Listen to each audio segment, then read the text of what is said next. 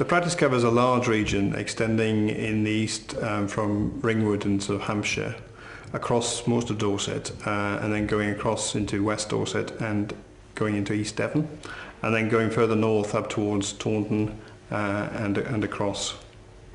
We've got about 23 vets in total, which cover probably about 40,000 dairy cows, as well as we also do a lot of beef work and sheep as well.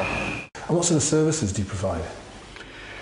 It's a whole range really of veterinary services, with a focus mainly on being able to deliver what the client wants, what the farmer wants in this kind of modern age. So we focus on the core veterinary services that people would expect us to be delivering, 24-hour emergency services and sort of routine input onto farm for sick cows and fertility investigations, but also more specialist areas and looking at mastitis and lameness control and young stock. And we have a range of people supporting the veterinary services. So we have a team of paraprofessionals which do a lot of work on farm, handling and doing foot trimming and sort of routine management tasks, and a laboratory as well, which again backs up the veterinary services. And how would you see your role as a vet and the role that the livestock practice has taken has changed maybe over the last 5-10 years? We'd like to think that we're very much part of the team. It used to be very much that the vet would come in, when needed, just to treat sick animals. But we're, particularly on this sort of farm, we're here on basically twice a week, and we're very much involved with trying to shape the way that the farm is moving forward, making sure that the health parameters are all going along nicely. And a lot of it now is not so much hands-on with the cows. There's much more looking at data, seeing where things are going wrong, and seeing if there's areas that we can try and implement to improve the general health and productivity of the cows as a whole. So we're sort of part of the business structure on some of these larger units. We are quite proud, Ray, that we already provide quite a wide range of services through our laboratory. We have very experienced staff who are very good at delivering not only a broad variety of tests, but also a very speedy turnover, so we can get results from these tests quite quickly, which allows quite early action as far as an individual case is required, but also gives us information quite quickly in dealing with sort of herd cases. So we deal with anything from parasitology and sort of fecal worm egg counts and fluke and oocyst counts, to blood tests looking at biochemistry and sort of liver damage and nutritional profiles, to bacteriology and looking at the causes of mastitis through milk sample cultures.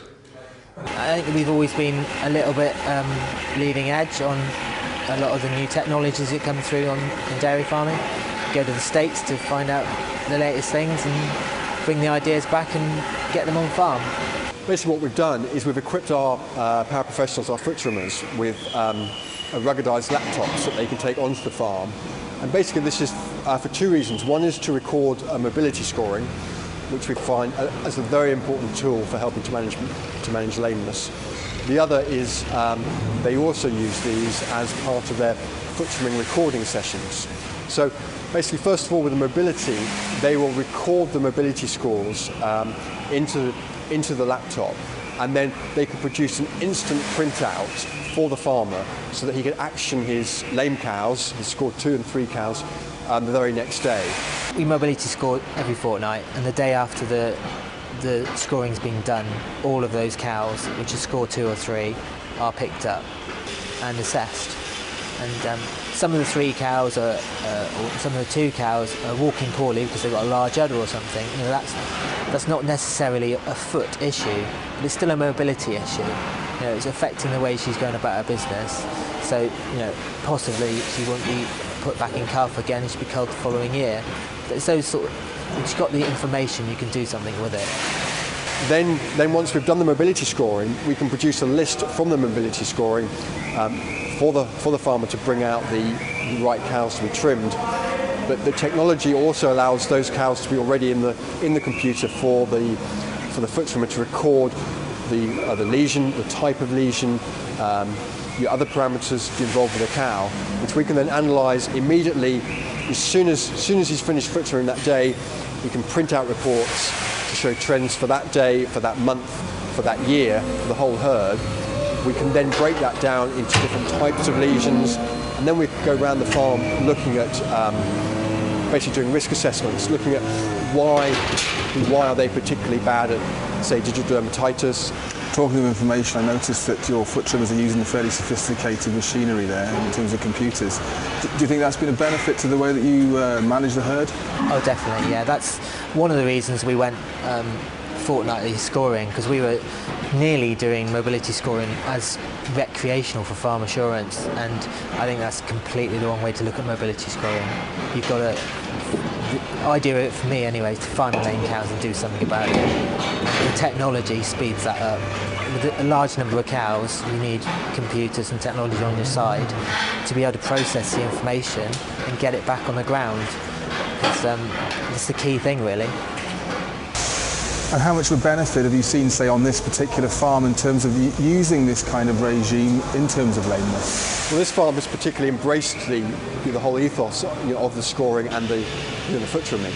And when we started here, you're doing this about 18 months, 2 years ago, the lameness was probably about 20%, something like that. And through this your mobility scoring, followed up by good foot trimming and recording, we've got that down to just over 5%. At the recording that was done yesterday, we were about 6%. Neil, the farmer here, is of the ethos that we ought to be driving down to zero lameness, zero mastitis, and that's what we're aiming at. We were aiming to get to below 5%. We're there or thereabouts now, and now we're looking at ways that we can get down even further. So in terms of Rushywood Farm, how would you see the farm developing and you as a dairy unit developing over the next few years? I think we'll put a few more cows on, probably up to 1,200 in a couple of years' time. And I think we're just going to aim at perfecting what we do with the cows and getting down to very low levels of lameness and mastitis. And we're halfway there now, and we're going to keep going until we've got it right. But I think it's a virtuous circle, really. As soon as you get your general health better, then you haven't got problems. You've got more time to spend on prevention. As when we used to be running around 10 years ago, nothing ever got done quite right. And when you've got this many cows, you've got to do it right.